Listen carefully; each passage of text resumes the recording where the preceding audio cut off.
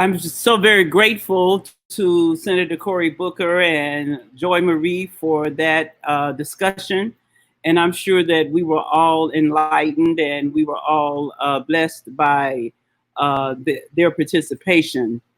So, as we approach the next panel, I just like to say that we all know that the life of Dr. Martin Luther King, the message of Dr. King, changed us from the inside out in so many instances. I can remember as a young woman filled with a kind of rage and anger. Listening to Dr. King somehow always soothed and kind of balanced us so that we could see that there was a philosophy that drove him. It was a way of being that he wanted all of us to embrace. And one of his messages was certainly no matter how different we are in terms of our makeup, in terms of our emotional spaces, we had to come together around one common goal. And that common goal was the eradication of racism and bigotry. Dr. King often talked about the beloved community. And so we're very happy this afternoon, this evening now, to welcome Brother Mark Thompson from Make It Plain, a great community activist. And we are so happy to have you, Reverend Thompson. We are so happy to have the guests, and we look forward to your discussion. Well, let me first of all thank you, Honorable and Queen Mother Reverend Flake. It's an honor just to be in your presence.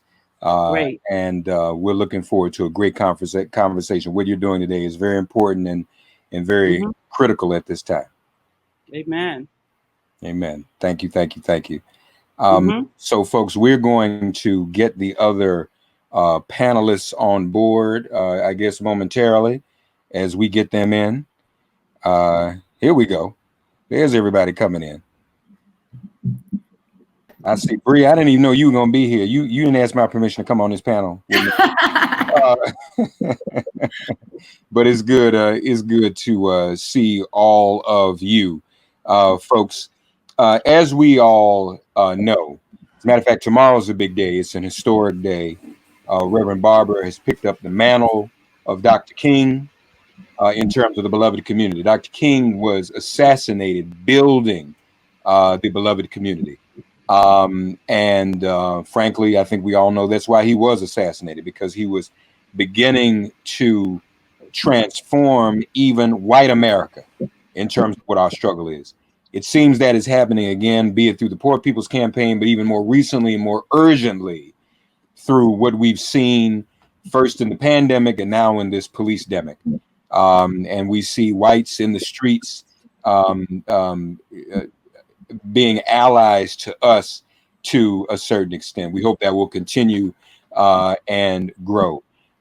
So this panel is going to address all of that, but it's also going to address something we don't talk about enough, and that is reparations. So I want to introduce all the panelists, and then we'll hear from each one. Joining me today, as I just mentioned, without my permission, Bria Baker, Executive Assistant at the Gathering for Justice. Important work that they're doing. We'll hear all about it. Journalist, freelance media journalist, Karatiana Freeland. Am I pronouncing your name correctly, sister? So it's Kiratiana. Kiratiana. Yeah, Freeland. Freeland. Thank you, Kiratiana. And I'm a journalist based in Brazil, in Rio de Janeiro. All right, now glad to know that. Thank you. Also with us, my brother here in New York, senior pastor of the very large and popular ministry at First Corinthian Baptist Church, Michael Walrun. Pastor Michael Walrun, my brother, how are you? Good to see you as always. Good, my friend. Always good to see you. Yes, sir. Also here, one who's accomplished something just in the past week in terms of reparations. We'll hear all about it. She's representing the 79th District in the California House of Representatives, Dr. Shirley Weber. Dr. Weber, welcome to you.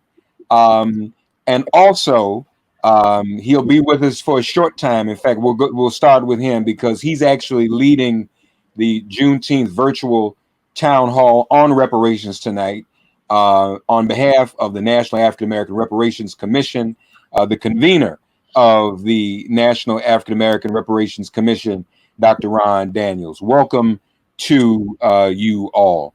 So, Dr. Daniels, let's begin with you. We've been hearing a lot of things in the midst of this pandemic and police-demic. A lot of demands are being made. Is the time nigh, right here, right now, that we should be lifting our voices even more for reparations? And is there an opportunity to do that? Well, first of all, let me thank you, Reverend Mark, for your leadership on this issue. And I have to say that I am delighted to meet virtually someone who I had the privilege of working with many, many years ago. She brought me to San Diego State and allowed me to do some lecturing down there. And it's delighted to see that she is now the one who's leading the charge for reparations in the state of California, Dr. Shirley Weber. So glad to see you, my sister. And Reverend White, we have to recruit Reverend Michael Waldron for the Pan-African Unity Dialogue. So I've been needing to meet him for quite some time, and to the rest of the distinguished panelists, we just want to give a shout out on Juneteenth Day. The answer to your question is emphatically yes. We're at a tipping point. In fact, I think it's fair to say that even before the tragic Michael Floyd moment, and not only I'm going to use him metaphorically because of all of the tragedies that have occurred recently. Even before that, reparations was surging in the United States in a way that we have never seen it before. And that's because of the long-standing struggle of so many organizations for years and years and years, pushing and organizing and educating around this issue. I mean, we've never been in a situation where we've heard presidential candidates trip over themselves to talk about reparations. So that means that it's no longer in the margins. It is a mainstream issue now. HR 40, the bill to study reparations proposals for African Americans, and let me just say, that's a significant shift because it used to be just the study. It is no longer the study. We're now talking about reparations proposals will be examined before the Congress of the United States once the commission, which will be established when it passes, begins its work. And by the way, if this wave, this Black Lives Matter wave, which is multiracial, multi-generational, as it's sweeping forward, there is the imminent prospect that there will be a change in the White House, there'll be a change in the Senate, and that HR 40 will actually become the law of the land. We would not have even thought about that, 15 years ago, let's say. So yes, and I think the critical point now is what is being talked about, and this is not new. This is a multi-generational, lift every voice and sing over the bloody path we have tread. I mean, that is that kind of struggle. But we're at a tipping point because the COVID pandemic and the pandemic of the infestation and virus of white supremacy has been exposed in a way that we've not seen it in such great relief in recent times. I remember Katrina. Katrina, we said the same thing. It was like we said, America now sees it. But now there are many, many more people who see it.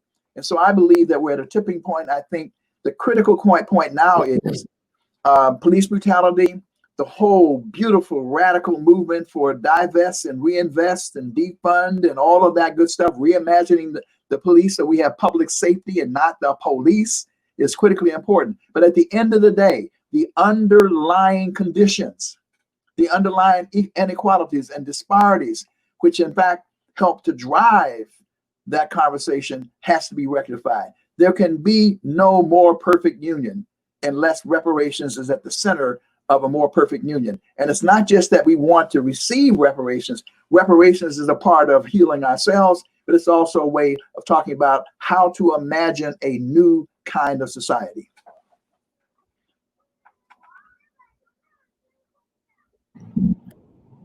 Reverend Mark, I think you're muted.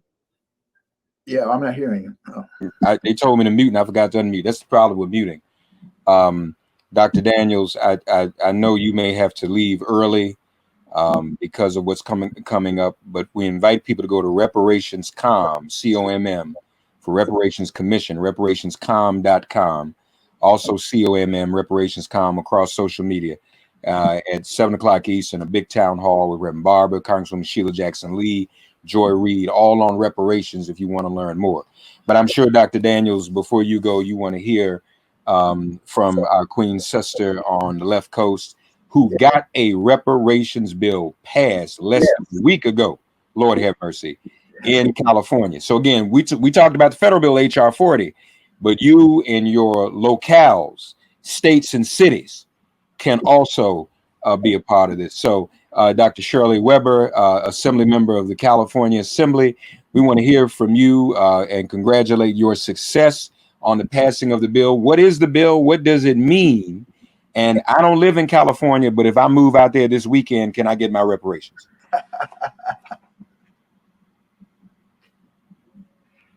Still muted. You need to unmute Dr. Weber. Bottom left. There you go. Wonderful. Welcome, Dr. Weber. Yes. Well, first of all, thank you for allowing me to participate. It's always good to see my good friend Daniel and know that he's still in the struggle. Most of you know I spent 40 years as a professor at San Diego State University building the African Studies Department and chairing the National Council for Black Studies for, about 4 or 5 years. So I'm deeply rooted in this discipline and this discussion that's here. So being in the State Assembly has not changed me at all. It has made me much more focused on the issues that we have to raise. And in fact, yesterday I just got passed out of the Senate a requirement for all the issues to take units of ethnic studies. So one of the 4 ethnic studies, and every student in California will take that at the university. And that is in direct opposition to the trustees who would not move, and so we moved for them. And so, we've been doing some great things in California with reparations. The concept of what we're doing, we passed a resolution last year supporting the national effort for reparations during the 400th anniversary. And when we did that, we decided that we would do something else this coming year. I chair the California Legislative Black Caucus. And so the Black Caucus decided that we were going to take up the issue of reparations this year because it has been discussed in California for the last 20, 30 years. Tom Hayden had a commission that was formed and they did some research. We also had some research done on the impact on the insurance agency, insurance commission, and the things that should have been done in terms of people insuring slaves and benefiting from it and amassing wealth as a result of it. So we are in partnership with the legislature now funds the Bunch Center. The Black Caucus has seen that the Bunch Center is now funded directly through the budget of the state of California rather than trickling it down through the university and maybe you get something. So we have partnered with the Bunch Center, which has become really the Black think tank for the legislature, so that when we want things done, we can go to the Black think tank and they can do some things that help us with bail and all these other things that affect Black people. So we decided that we were going to basically put forth a bill of reparations, and we decided this over a year ago. So some people look at what's happening in COVID and what's happening in the streets as that's our motivation, but it really was not. This bill was put into the floor of the Capitol back in January when we introduced bills, and reparations was one of those bills. We have been working the legislature in terms of the other members. California's legislature now is relatively diverse in terms of Latinos, African Americans, API, women, LGBT. So we're an extremely diverse legislature. And as a result of that, we're trying to take advantage of all of what can happen as a result of it. I've been challenging all of our ethnic caucuses that, we often wish that we could be in control. Well, we are in control right now. So what are we going to do that's different that hasn't been done for the last 100 years? And so as a result, we presented ACA 3121, which is a bill calling for the establishment of a commission. And that commission will have individuals who are basically scholars in African American history and reparations. We'll be forming a commission, and that commission will begin its work next year. And its task is to come back to the legislature with recommendations of what we need to do for African Americans around the issue of reparations. We have gotten tremendous support from the colleagues in the Assembly. We're scheduled to go to the Senate shortly in terms of committees, but we're not getting pushback at this time because we're unified as a caucus, and when we're unified as a caucus, we generally respond in that way. So this bill will basically allow the task force to be formed. We'll help form that task force, and then to come back with recommendations. Our governor is committed to reparations. Newsom, we have a new governor who's very committed to reparations, to social justice issues. When we passed last year, I had the bill 392 that limited the use of lethal force for police officers, set a new standard for the nation. They can only use lethal force if it is absolutely necessary to save their life or the life of someone else. Otherwise, they are mandated to do de-escalation. And that's what everybody's talking about nationally. We have that as a state policy right now that we got through last year. And we're seeing a tremendous change in the training of officers and those kinds of things. So we have a governor who's into reform. He recognizes this moment that it is really not a Black problem, it is a white problem. And he has said that publicly, that Black folks are, this is not your problem, this is our problem that we created, and we have to find ways to resolve it. So we've been working with the governor to make sure that the kinds of things that they're recommending are things that are beneficial to California. Some of the research that we've done initially and will continue to do is looking at the role of California played in slavery and the whole system of slavery. And what we've discovered, of course, is that even though we were a free state, we still allowed slaves to be kept in California. Anyone who ran away and came to this free state of California, we sent them back. We were very complicit in terms of the fugitive slave laws. And then even after 1865, we continued to do various kinds of things that says, well, no white person and an Indian can testify against, no Black or an Indian can testify against a white person in court. I mean, that was California law. All the efforts to redline in terms of banking and denying money, resources for people to have business. Also looking at the kinds of educational challenges that were faced by African Americans and still face today. So we have been arguing in the Legislative Black Caucus that the challenge we face right now really is not a diversity challenge, it is a Black challenge. And that until you solve the 400 years of mistreatment that has caused whites' hearts to be seared against us, so that they have no remorse to be able to stand on our neck for almost 9 minutes and have no thought whatsoever in terms of killing us, that anything they do to us is justified. So with that in mind, we are pushing this agenda, as we have in everything we've done this last 2 years that I've been chair of the caucus, to focus on the issue of race and discrimination and the abuse of African Americans in this country that has caused them to basically not feel remorse for us, and that we are due reparations, that the things they've done have put us in a position where we have a negative wealth data that shows we have no wealth in African American communities in comparison to other communities. So we anticipate the bill will get out of both houses. We anticipate, of course, the governors are going to sign it, and that we will have the first reparation commission for state in the United States. And our position is, we've been waiting for the national, and as usual, California has to lead the way. That's our attitude toward most things. We have to lead the way. And so we're not getting pushback about wait for Washington. No, everybody in California knows you don't wait for Washington. I don't care whether it's looking for some PPPs or something else. You do not wait for Washington, because you will be in bad condition. So we just push forward and try to do what we can, and then we hope that this will be a model for others as they look at what can we do. And everybody wants to know, well, what are we going to get? What are you going to do? That's the purpose of the study, because the last thing we want to do is sell ourselves short for $10,000. That will not do anything for anybody. But there are some institutional things that have existed. We need to have some resources so people can buy homes, because our numbers of home ownership is dropping, and that's where most of our wealth is, in our homes. So we've got that to look at. Our educational issue: do Blacks deserve to be admitted to the University of California before everybody else? And make sure that those who are qualified can do that. Do we need to basically have a different structure and organization for our K-12? Those kinds of things we're talking about. So we have not limited our vision about it. Our Bunch Center is going to be working right along with the commission to make sure they're guided with good research, good information. And we anticipate having, when it comes back, to having a real discussion about resources that are available. The one good thing we've done in California is I was the first African American to actually chair one of the state budgets. Okay, I chair the entire state budget. Holly Mitchell, now sister in the Senate, chairs the state budget. There are out of the 5 persons on our budget committee, 3 of us are African American.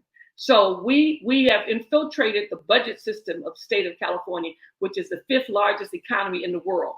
And so we know that we have the resources to basically begin to intervene in a very constructive way to change the narrative for African Americans. So we're excited about it. Our young people are excited across the state because this will be a robust conversation with lots of good research and recommendations that make a difference.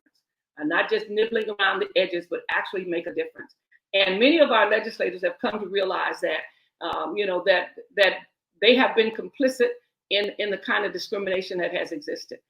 So we have been able to not only pass this legislation, we just passed ACA 5, which is to restore affirmative action back to California. That will go on the ballot. That's been 24 years. We have not had an opportunity to have affirmative action in California.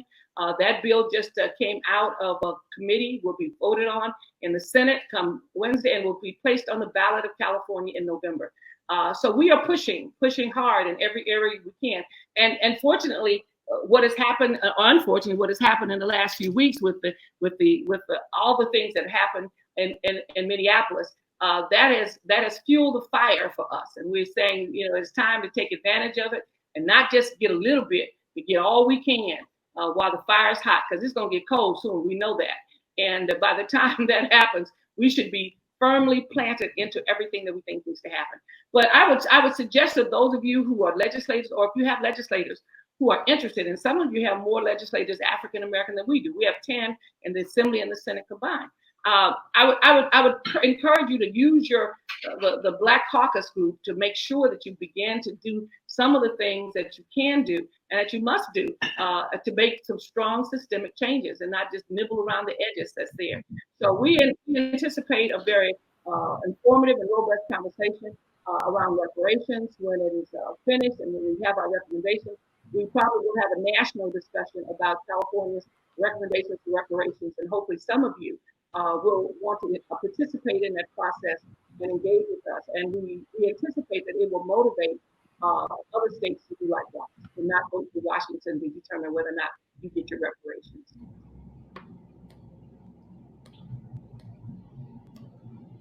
You're on mute. I thought I turned it off. We thank you for that. What you've done is so powerful and so awesome. And to be the first state. Now, knowing you were coming on tonight, some folk from Jersey sent me a text saying, Mark, we about to pass our reparations bill in Jersey too. We fighting for it. So the race might be on. But hopefully we'll get it done. And thank you, Dr. Webb. It was announced last night. Amy Klobuchar said Joe Biden should only pick a Black woman. So, this field is narrow. Maybe we ought to put Dr. Shirley Weber's name in the hat too. Amen. So, why limit ourselves? Amen. So, thank you, Dr. Weber. We want to hear now from Brazil, and our sister. First of all, we want to hear from you about how this current struggle in America and all these events that have happened are being received there. And we know the reparations is a global struggle. I know there was some debate and struggle about reparations. I don't know how current that struggle is right now. But please talk to us and share with us, Sister Karatiana. Well, I want to thank the organizers for inviting me. They certainly picked the right panel for me because I feel right at home on this panel. Let me first of all just give you a little brief about Brazil in general, because I find that Americans especially don't really know about Blacks in Brazil.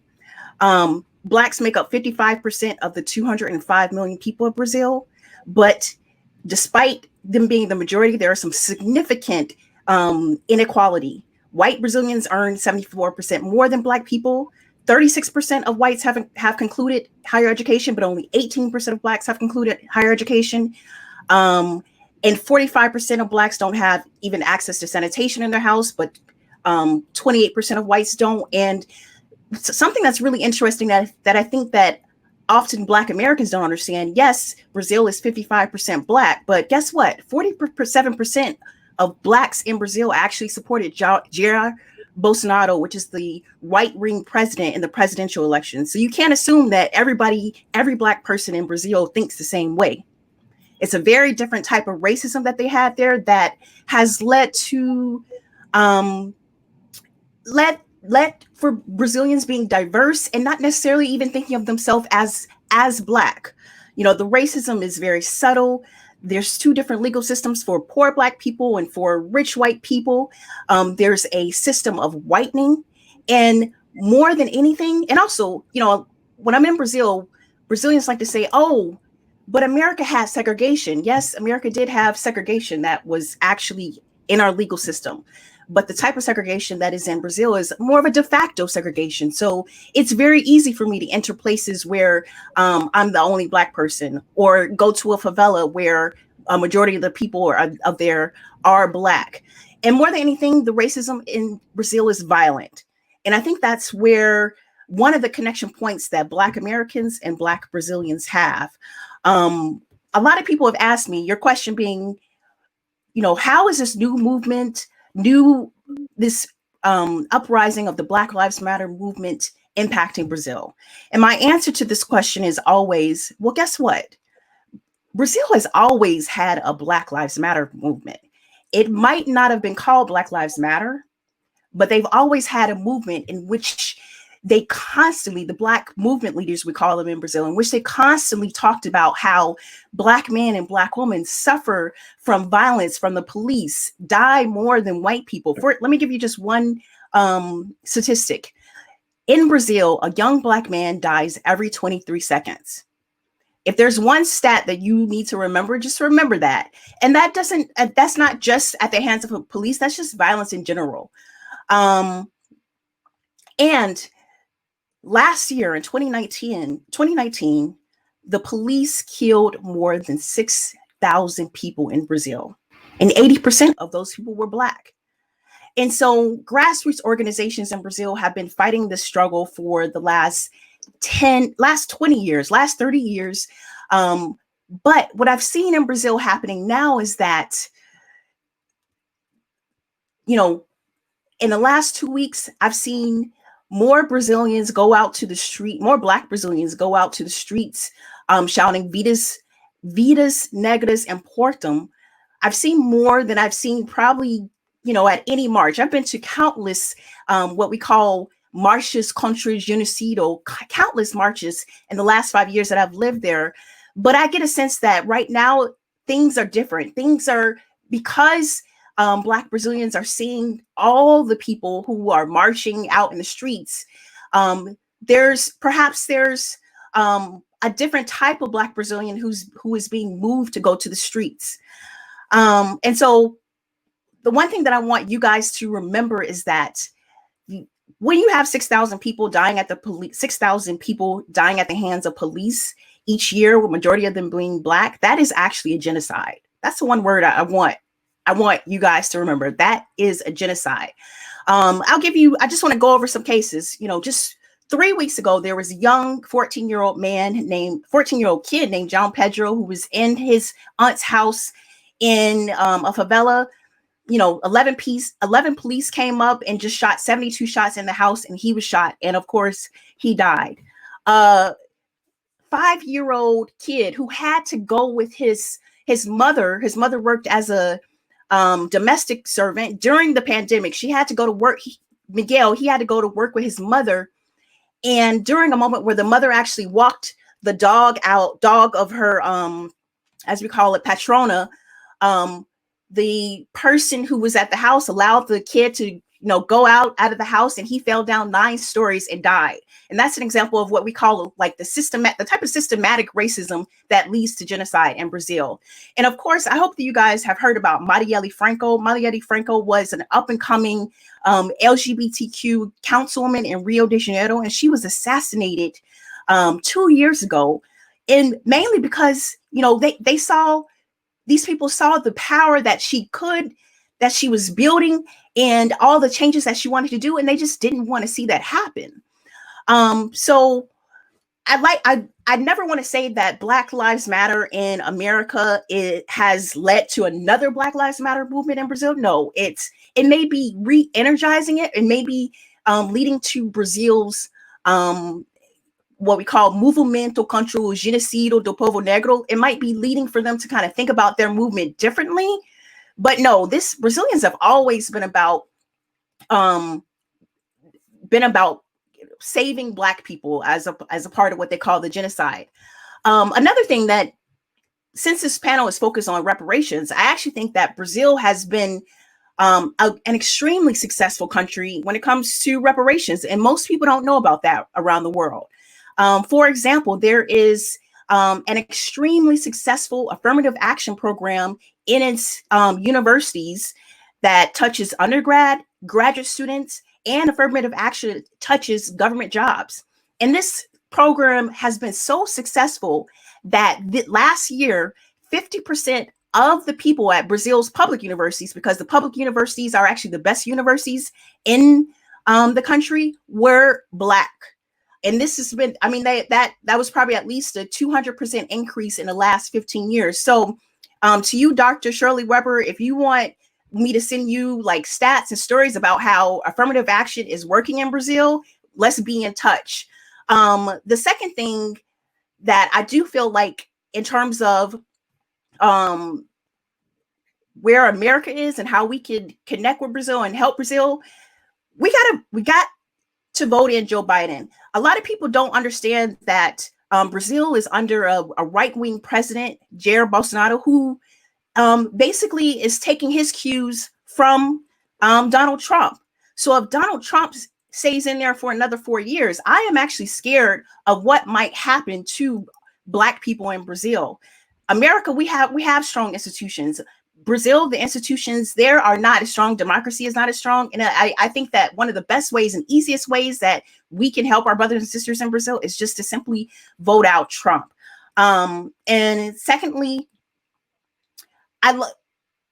one of the things that Black Americans have lastly, one of the things that I think we have to acknowledge that we as Black Americans have as a privilege is that when it comes to our wealth, the influence of our culture, and our ability to cross borders within the Black diaspora, we have a privilege that is almost similar to white privilege within the diaspora.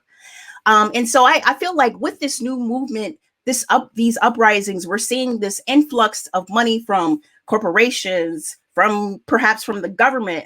I do think that perhaps we can share that money with our Black brothers and sisters around the world, especially and help their own movements. But obviously, we should not be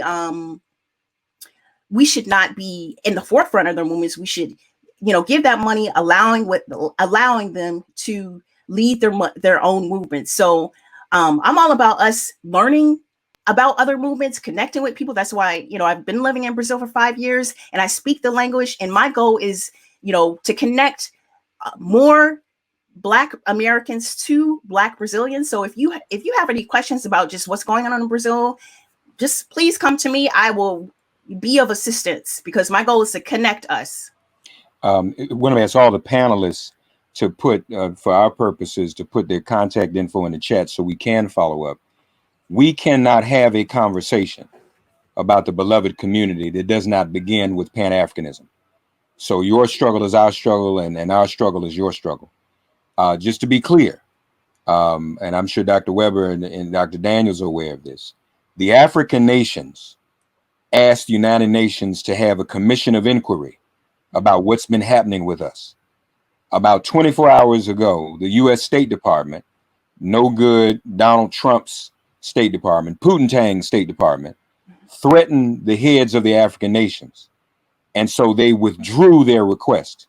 Dr. King and Malcolm, speaking of beloved community, when Malcolm went to Selma and spoke to Dr. King, the plan was to go to the United Nations, as Marcus Garvey had said almost 60 years earlier, to plead our case.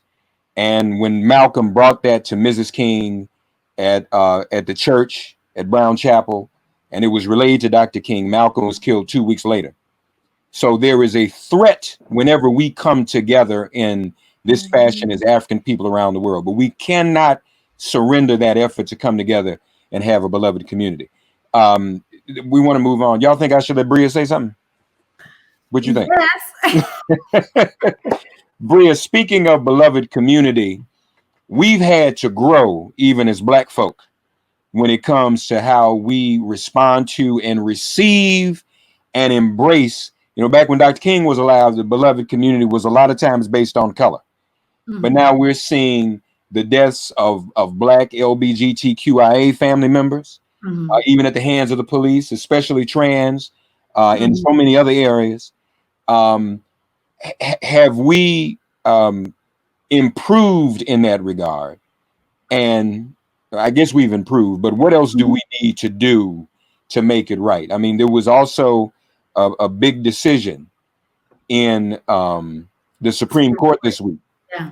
And I had, you know, Reverend Irene Monroe, I had her on my show, and she lit us all up and said, this decision does not still erase the chasm that exists between white LGBT and Black LGBT. Lit me up, lit my white guests up.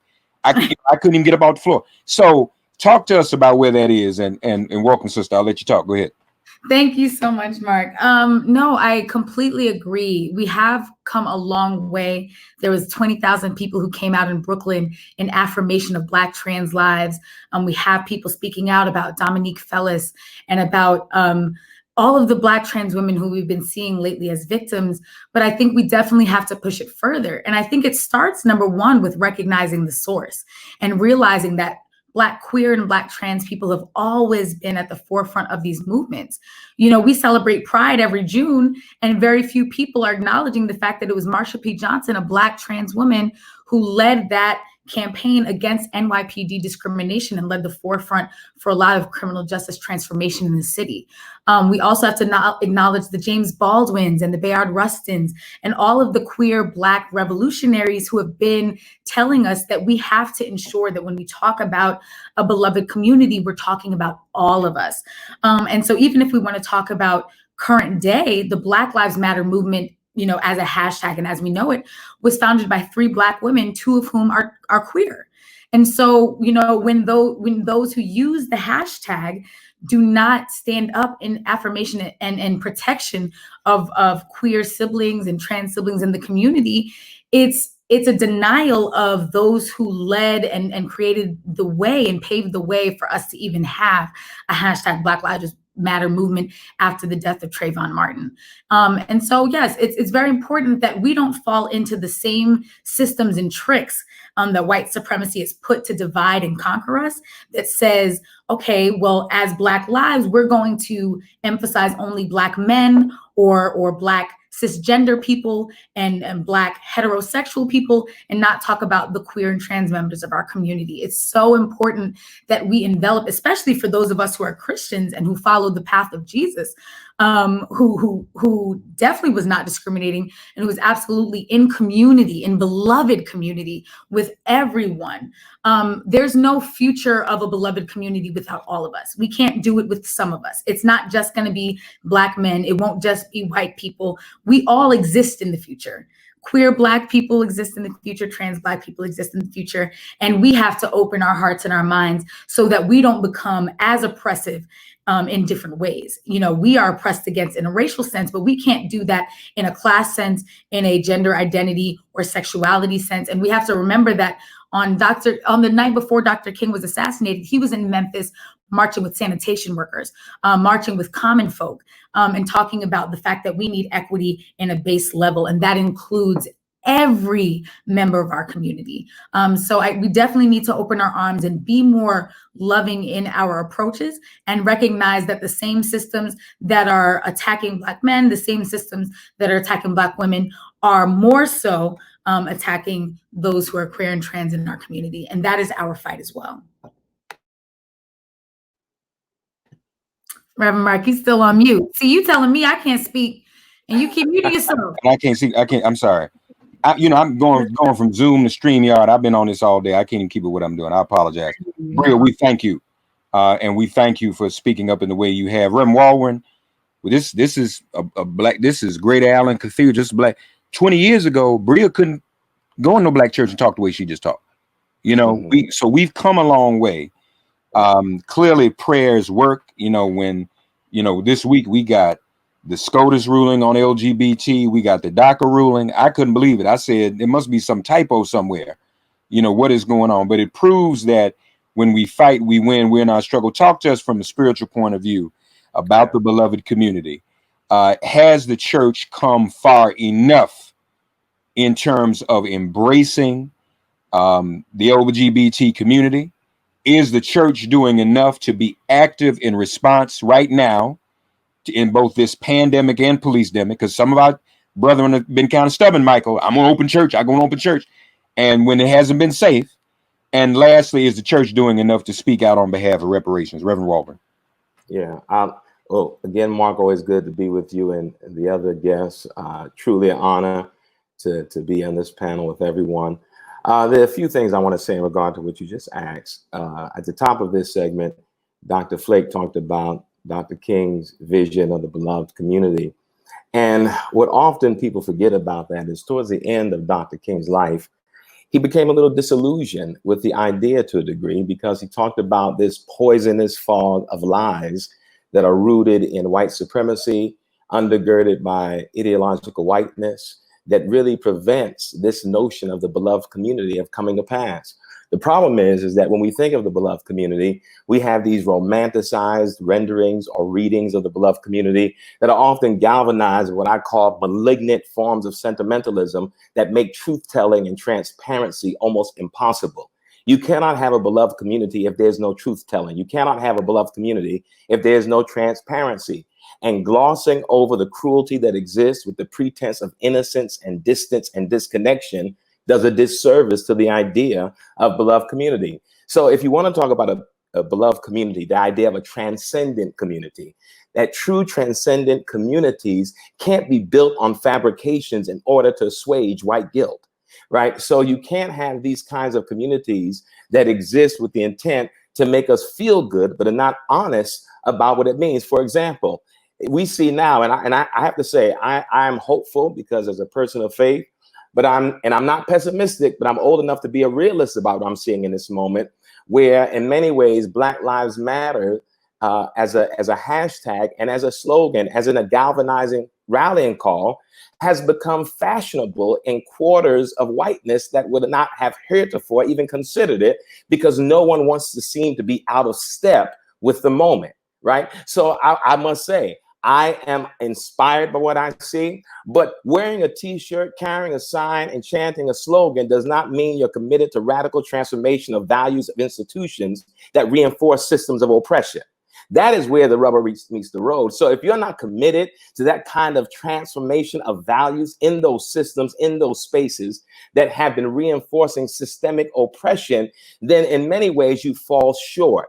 So again, you can't talk about a beloved community if there's no truth telling, no transparency. You can't consider yourself an ally to the movement if you're not willing to engage in systemic structural change in those institutions where oppression is reinforced. You can't be an ally. You might be a cheerleader, because cheerleaders are on the field, they're just not in the game. And so in some ways, that's what is happening in this moment. There are people who are cheering, but they're on the field, but they're not in the game. Now, when it comes to the church and the beloved community and the church's engagement, I will say this, that it's hard when you say the church's involvement, because I can count and point to several institutions, faith-based institutions, that are doing the daily work of participating in the alleviation of the crises that impacts communities of color.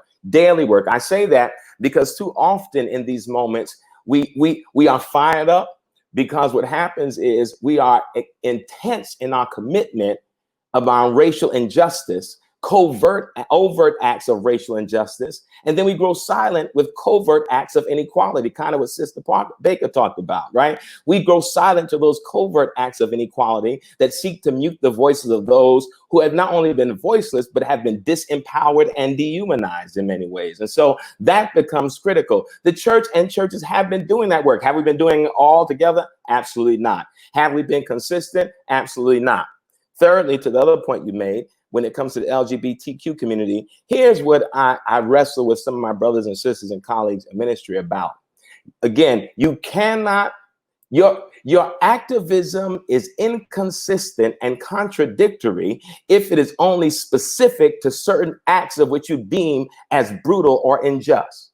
You cannot fight for oppression and then participate in oppressive structures and reinforce and lead and shape oppressive structures that minimize the humanity of women, of members of the LGBTQ community. That means that at some point, even your activism and your work for social justice will fall flat because it itself is not inclusive, right? So you can't say, I want to have a beloved community and then have a less inclusive strategy for community building because you don't consider other people worthy of fighting for.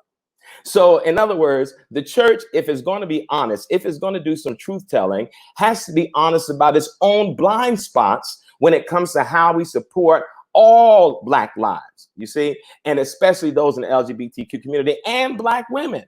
Now, listen, I know that what happened in Minneapolis was a galvanizing moment, but there's even inconsistencies with our outrage. We are not as outraged when we heard about Breonna Taylor versus George Floyd. This is not comparing oppression. This is just how we respond, because how we have been shaped in some ways by patriarchy, how we have been socialized to create hierarchies of values of human lives and Black and brown bodies and male or female or queer or straight. I mean, that is part of the problem of our community and what we have to do in the Black church. And so one of the things we have to do is be honest about our blind spots, honest about our lapses, honest about the misgivings, honest about our own prejudice, honest about our own bias, honest about our inconsistency, honest about our contradictory ways we seek to give voice against oppression while participating in oppressive structures at the same time. And then we must be intentional about how we acknowledge members of the LGBTQ community, not just acknowledge, but create spaces. You can't just wait once a year and say you support Pride Month, but then throughout the rest of the year, you're not creating spaces of engagement, participation, and empowerment within the churches. If you're not ordaining members of the LGBTQ community, if you're not supporting intentionally members of the LGBT community, if you're not making members of the LGBTQ community part of the structure of the church and not just an addendum to the work, then we fall short and we really mislead ourselves and we undermine this notion of beloved community. And I'll say it again, we cannot be shaped by romanticized readings and renderings of the beloved community that have no teeth, that do not engage in truth-telling and transparency, because all we are doing in many ways are mimicking the ways of the oppressive structure upon which we seek to operate against. Amen, amen, amen. Thank you, Pastor Walren. Y'all a rough crew right here. You know, if I'm out on the front line, I want all of us to stand together. I need y'all. This is outstanding. Want to thank all of the panelists. We're just about out of time now, right on time. We had until 10 minutes before the hour, and we're at that moment. Want to thank Greater Allen Cathedral. Thank all of the organizers of JusticeCon, my brother in Christ and brother on the front line, Reverend Stephen Green, for this opportunity. This JusticeCon will continue, but for those of you who want to hear more about the reparations conversation, reparationscom.com starts at 7 Eastern with a number of other guests and panelists on this topic. This is the beloved community, a wide representation here tonight. Love begins at home. And so these are our sisters and brothers. We thank you all for joining us. Thank you to all the panelists as well. All right. Peace, my brother.